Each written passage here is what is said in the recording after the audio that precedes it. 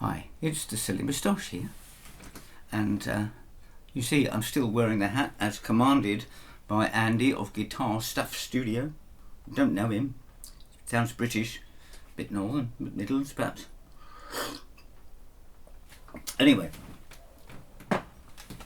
this is a response to a question that I was asked some time ago, and it got filed away on this piece of paper by mistake.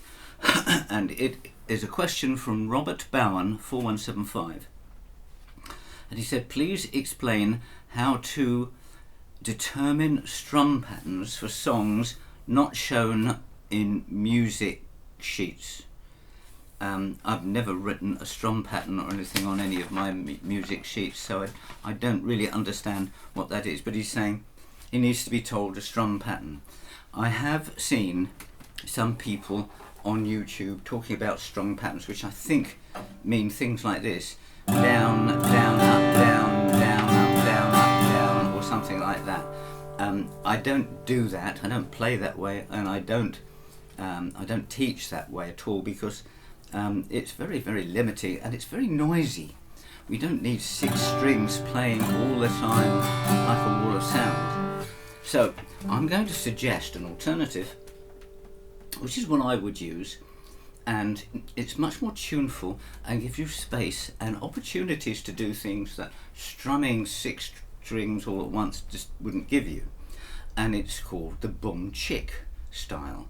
Boom chick, not very scientific term, but it's basically picking the bass note of the chord and just strike that and just drawing the pick more gently across 2 or 3 of the strings in the rest of the chord. And I'm going to do a few lines from a few different songs just to illustrate this.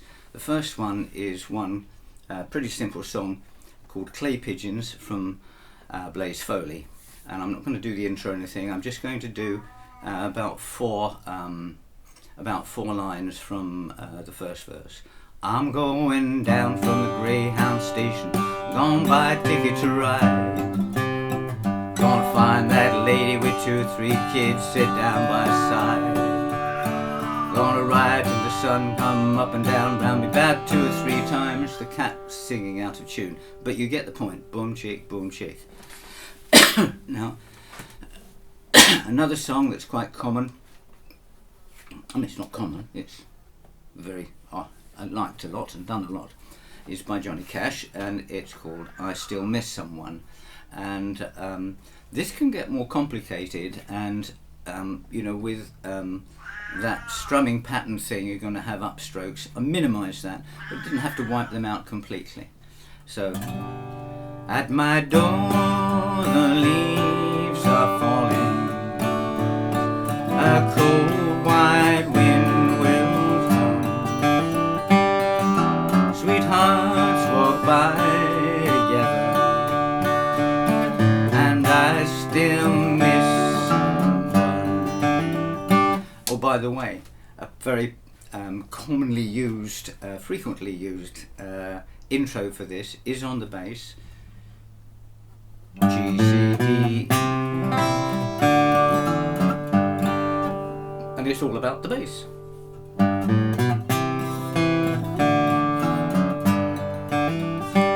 At my door the leaves are falling, and again, boom, boom, and a draw, a pick and a draw, pick, draw, pick, draw. Okay. So this can be used with just about anything, and I'm going to finish off here with another song by Amos Lee called Sweet Pea, which sounds rather old-fashioned.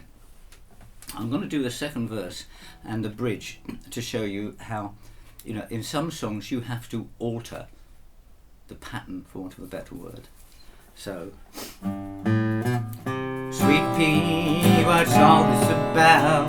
You don't get your way, all you do is fuss and pout, but you're the only reason I keep on coming home. I'm like the Rock of Gibraltar, I always seem to falter and the words just get in the way. Well, I know I'm gonna crumble while I'm trying to stay humble, but I never seem to stop before I open my eyes. And sweet pea, etc. Okay, gives you much less intensity, but much more orchestrated, and you get the separate boom and the rhythm. This last thought, think about what is the rhythm accompaniment to songs. Think about a singer in the front and a small combo backing her. What would you have? Well, the first thing you'd have is a drummer, and we don't have a drummer, and we're not going to be hitting the guitar or anything like that, so we're going to rely on the second most important person in the rhythm section, which is the bass player, and that's where we come in. Okay, and then the last person is the person that fills in the 2s and the 4s, because the bass is usually on the 1 and 3, 1, 2, 3, 4, and if it's a waltz, of course, it would be 1, 2, 3, 1, 2, 3. Okay, but we'll stay with 4, 4. And that's the person that's filling in that little space between the. Now, a lot of people make the same mistake of trying to make that and make this as loud as that. It doesn't need to be. It shouldn't be. So you pick this, but you just draw across 2 or 3. Probably 3 strings is probably about all you need. You don't have to be that accurate.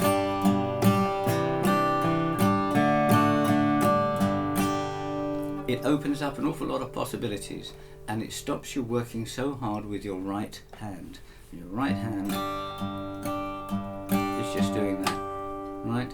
And you're not touching that like I just did there.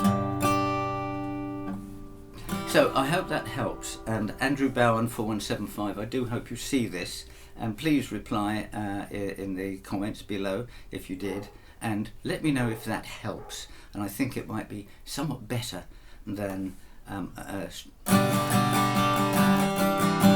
it's just too noisy, wall of sound, don't need that. Okay, folks, and Robert Bowen and anybody else that happens to see this, if you have been, thanks for watching. Bye.